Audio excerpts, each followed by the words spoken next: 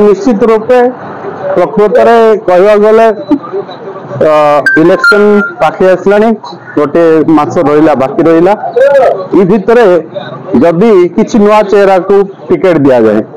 से भोटर पाखे पहुंचा पूर्व इलेक्शन समाप्त हो जाए। राजनीतिक दल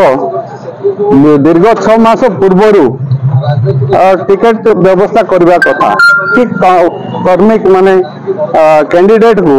ग्रीन सिग्नल देवा कथा से जाकि भोटर पाखे पहुंची पारि था कि कर्मी को संगठित कर पारि था। लास्ट मोमेंट रे टिकेट देले से कर्मी पाखे कि भोटर पाखे पहुंचा भितर निर्वाचन सर जाइए से जीतब केमती। निश्चित रूपे राजनीतिक दल लॉस हम आ कर्मी भी द्वंद्व अच्छा भोटर भी द्वंद्व अच्छा जदि कैंडिडेट को भी चिन्ह नथिबे कि केमती भोट भी दे पारिबे नहीं। नूतन चेहरा तो टिकेट देवे जाए घोषणा ही नहीं किए नूतन आसो से कम कर न कर